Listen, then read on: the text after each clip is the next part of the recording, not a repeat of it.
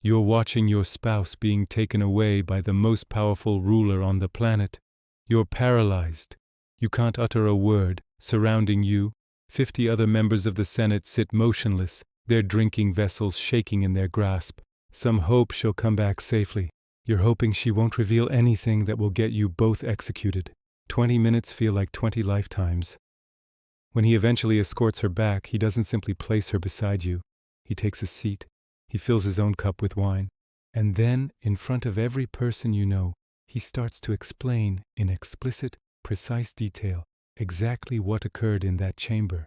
Your peers are staring at their food. Your spouse is staring into emptiness. And you must grin. You must agree. You must express gratitude, because the only other option is witnessing your offspring perish. This wasn't insanity. This was machinery, a framework engineered with calculated precision to annihilate the human spirit, and the individual who constructed it absorbed everything he understood by witnessing his complete family get slaughtered by the prior emperor.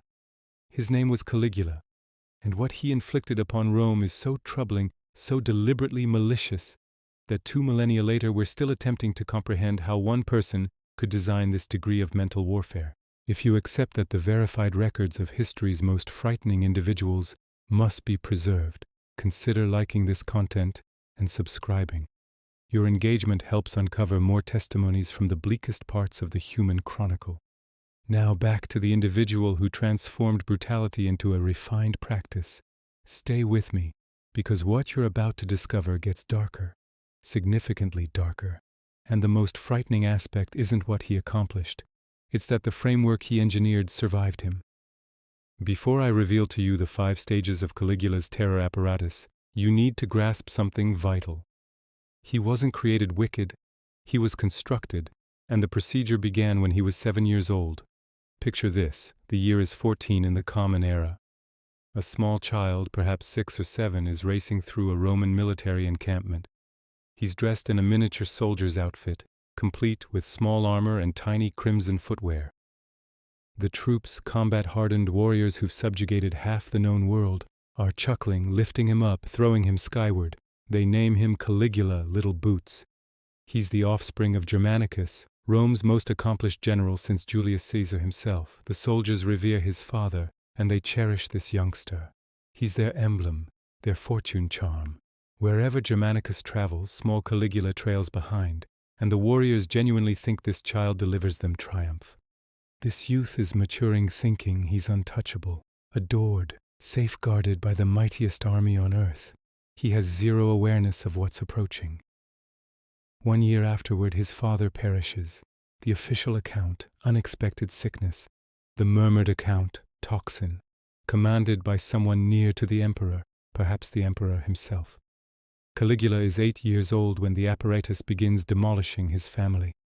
His mother, pulled from their residence, charged with betrayal against the emperor. His eldest brother detained, confined, deprived of food until he attempted to consume the filling from his sleeping mat. His second brother banished to an island where guards brutalized him until he crushed his own skull against the barriers to finish it. One after another they're eliminated, and young Caligula observes it all occur. By the time he reaches 19, he's the final one remaining, the only survivor of his complete bloodline, and then arrives the summons. Emperor Tiberius desires to see him. Capri, a stunning island off the Italian coastline. Tiberius has converted it into his private stronghold. Distant from Rome, distant from the Senate, distant from anyone who might protest to what he performs there. The ancient historians we're discussing, Suetonius, Tacitus, individuals. Writing within living recollection of these occurrences, they portray Capri as a residence of terrors.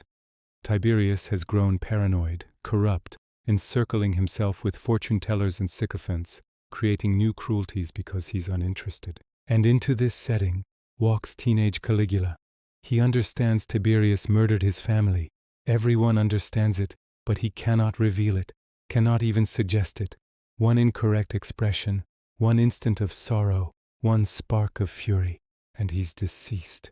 So he doesn't merely survive, he thrives. Suetonius documents something unsettling. There never existed a superior servant or a more terrible master.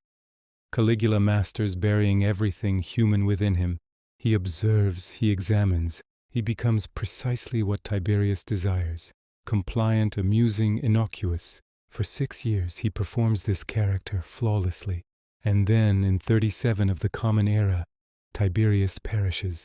Some claim natural endings, others claim Caligula suffocated him with a cushion. Regardless, the 19-year-old captive is now the most powerful individual on earth. Rome rejoices. They assume they're receiving the son of beloved Germanicus. They have zero awareness.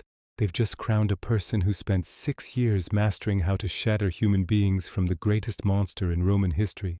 And for 7 months, everything appears ideal. Then he becomes ill, and the individual who awakens is not the same individual who fell asleep. What occurred during those fevered days we'll never understand.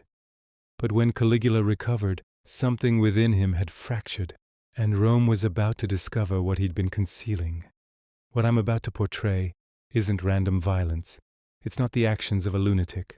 Caligula constructed a framework, 5 distinct stages of psychological warfare, each one engineered to demolish a different component of the human soul. And the genuinely frightening component is how systematic it was. Let me reveal to you the design. Stage 1 of the apparatus, the divine sister. Caligula possessed 3 sisters, but one, Drusilla, was different. Ancient sources claim their relationship violated boundaries that even Rome found troubling. Whether the accusations of incest were accurate or manipulation, what's significant is that everyone accepted it. And Caligula didn't merely permit the accusations, he promoted them. Then Drusilla perished. What occurred next exposes the foundation of Caligula's framework, taking his individual suffering and compelling an entire empire to undergo it. He doesn't merely lament, he weaponizes lamentation. First, he has the Senate pronounce Drusilla a deity, not symbolically, formally. There are now shrines to his deceased sister where Romans are mandated to worship. Then he pronounces a duration of lamentation, and here's where it becomes monstrous.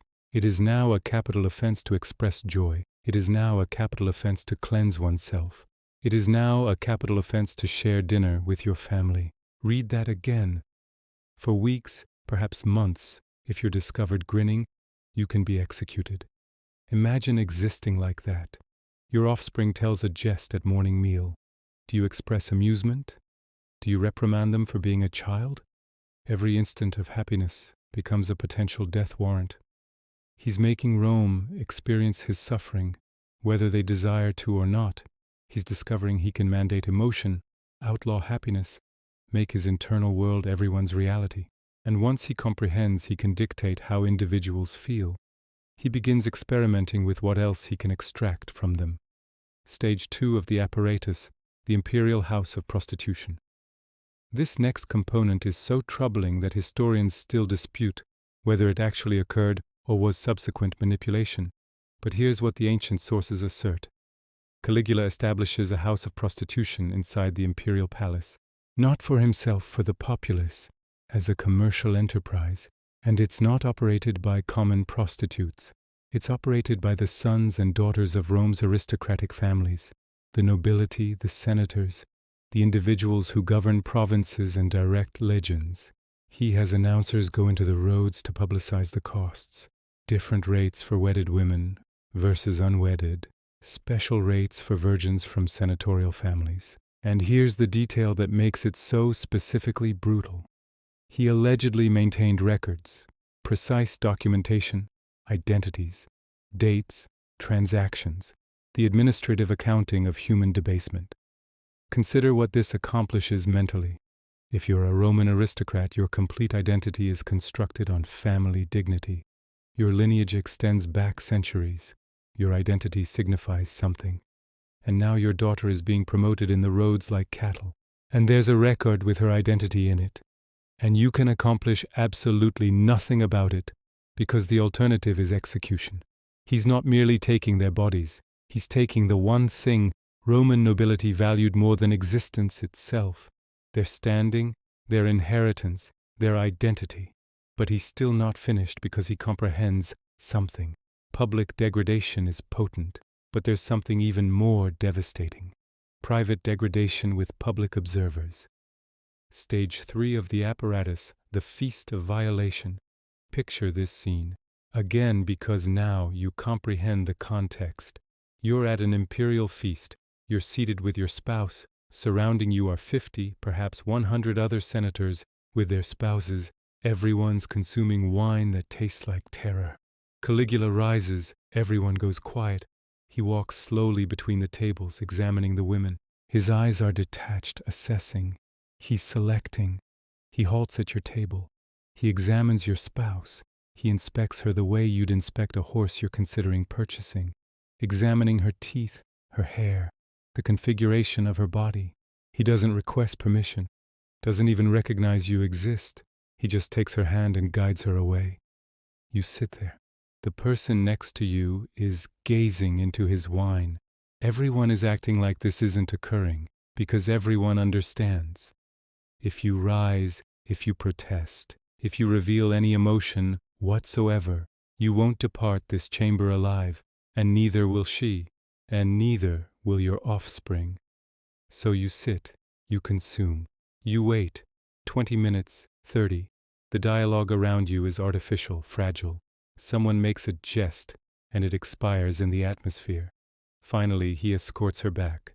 She sits down. She won't examine you, and then he sits down too. He doesn't depart. He remains. And in front of everyone, your associates, your peers, your competitors, he begins to portray what just occurred, in detail, detached, explicit detail. He's evaluating her performance, contrasting her to other senators' spouses, making jests, and you must grin. You must express amusement at his jests. You must agree like this is all perfectly normal, perfectly acceptable. He's not merely violating your spouse, he's demolishing you.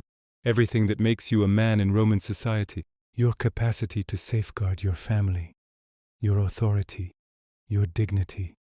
He's taking it in front of everyone who's significant. And tomorrow you must return.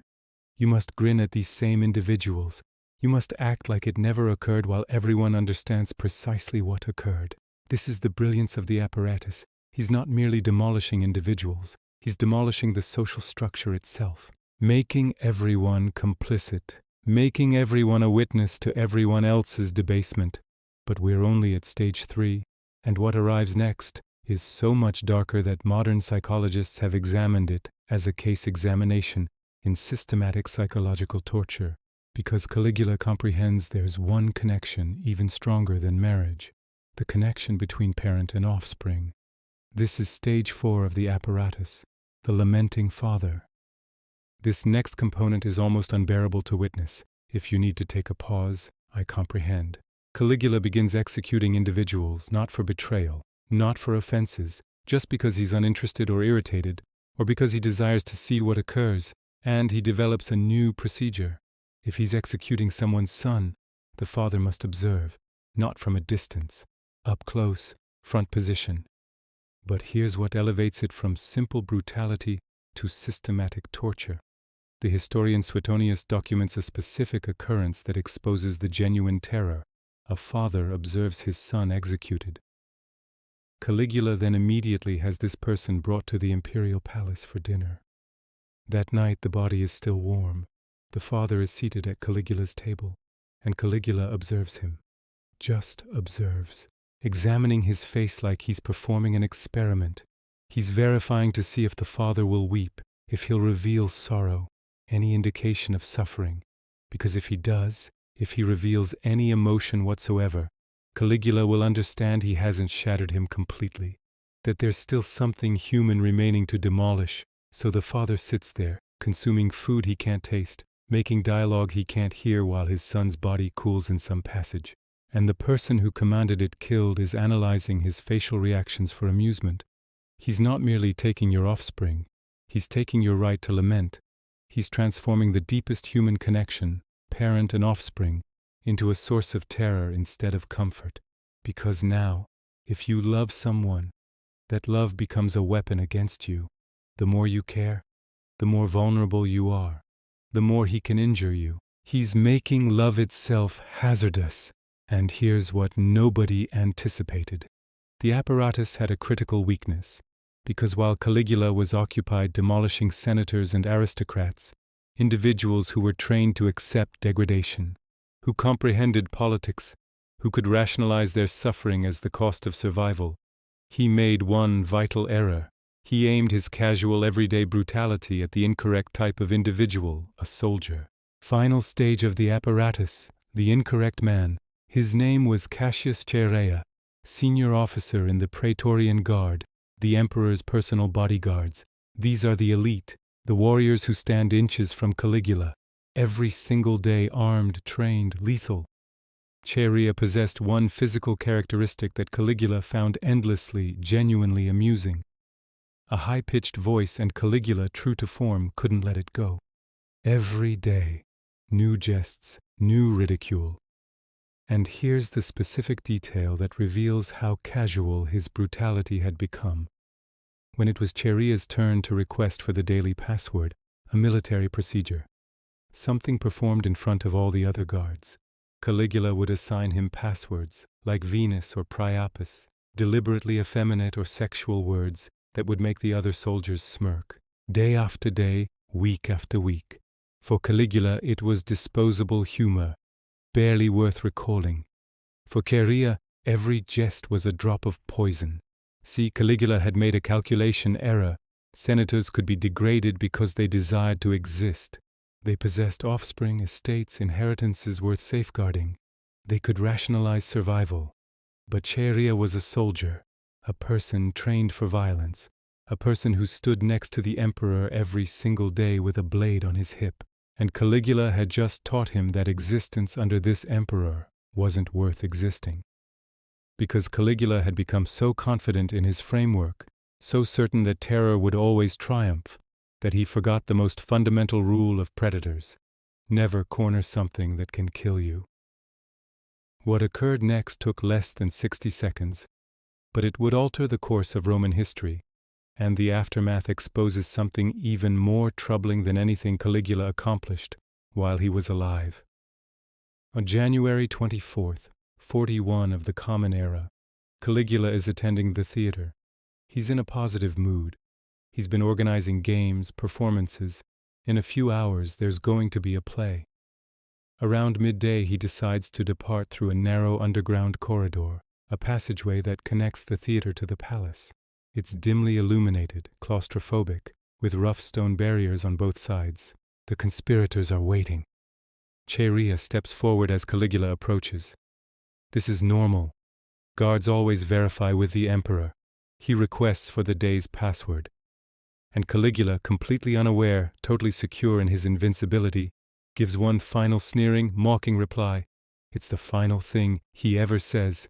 Chaerea screams, "Take this," and drives his blade up under Caligula's ribs. Caligula stumbles, attempts to run, but there's nowhere to go. The corridor is too narrow. There are conspirators at both ends. They swarm him. 30 stab wounds according to the sources. 30 times the blade goes in. They don't halt until there's nothing remaining that could possibly be alive. 4 years of accumulated rage, degradation, and terror, released in 60 seconds of frenzied violence. The monster is deceased. And that's when it gets darker. The conspirators don't halt with Caligula. They locate his spouse, Caesonia. She understands what's occurred. She can hear the screaming.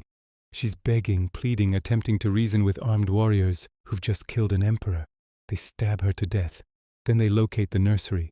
Caligula's daughter, Julia Drusilla, is 2 years old, perhaps 3. The sources disagree. A soldier picks her up. And while she's weeping for her mother, he swings her head first into a marble barrier. They must make certain there's no heir, no one who could mature and seek vengeance, so they kill a toddler. This is what occurs when the apparatus shatters. It doesn't just halt, it consumes everything connected to it. For a few hours, perhaps a whole afternoon, it appears like Rome might actually transform. The Senate gathers, they begin debating, some desire to restore the Republic. Eliminate emperors entirely. Return to the old ways. For the first time in generations, there's genuine discussion about what Rome should be, and then the Praetorian Guard makes a decision. While the Senate is talking, the Guard is raiding the palace. They're going through chambers, taking jewelry, coins, anything valuable. One of them hears something behind a curtain. He pulls it back and locates a person hiding there, trembling, middle-aged with a stutter and a limp. Claudius, Caligula's uncle. The family embarrassment. Everyone thought he was harmless, probably brain-damaged from childhood sickness. The guard examines him and he doesn't see a harmless fool. He sees a new emperor. The Praetorians carry Claudius on their shoulders to their encampment. They proclaim him emperor, and while the Senate is still debating the future of the Republic, the military has already decided. The framework survived. Here's what haunts me about this chronicle. Caligula governed for less than 4 years. 4 years. In the scope of Roman history, that's nothing. A blip, a footnote, and yet 2 millennia later, we're still discussing him. Why? Because Caligula proved something frightening about authority. He revealed that the entire machinery of a state, its laws, its military, its economy, its bureaucracy, can be transformed into instruments of personal psychological warfare. He didn't operate outside the framework. He made the framework his weapon. The records in the imperial house of prostitution, that's bureaucracy performing its function. The forced lamentation for Drusilla, that's law enforcement performing its function. The feasts where he violated senators' spouses, that's imperial hospitality performing its function. Every atrocity he committed was technically lawful because he was the law. And when he perished, the framework didn't perish with him. It just located a new operator. That's the genuine terror. Not that one person was a monster, but that the apparatus he constructed kept operating without him. Examine what arrived after. Nero burning Rome and blaming Christians. Domitian executing individuals for examining him incorrectly. Commodus compelling senators to observe him fight as a gladiator in the arena. Elagabalus performing things so troubling I literally cannot portray them on this platform. The design remained. The apparatus kept evolving, because Caligula exposed a truth about authority that Rome could never unlearn. When one individual controls everything, the military, the law, the economy, the culture, there's no mechanism to halt them, no checks, no balances, nothing but waiting for them to perish or be killed. And even then, the framework just locates someone new. Suetonius documented that Caligula was the best of servants and the worst of masters. He mastered tyranny by acting to be the perfect subject. He examined under Tiberius, observed how a monster operates, mastered every technique, every psychological tool, and then he perfected it. That's the warning, the genuine lesson. The greatest threats don't announce themselves. They master, they adapt. They wear the mask of loyalty until they don't require it anymore. There's one more thing. After Claudius became emperor, he had most of Caligula's records demolished. The records, the correspondence, the documents, burned. The official histories we possess are documented by individuals like Suetonius and Tacitus, documenting decades later, operating from memories and rumors, and surviving fragments, which signifies what I just told you. The 5 stages, the systematic terror, the apparatus. That's just what survived the purge. Imagine what we lost. Imagine what was so troubling that even in an empire that crucified thousands and fed individuals to lions, they decided it required to be erased from history. Caligula governed for 3 years, 9 months, and 8 days. In that time, he constructed an apparatus that revealed every future tyrant precisely how to shatter human beings, systematically, psychologically, completely, and the design never disappeared. It's still out there, which leaves us with one final question. Could it occur again?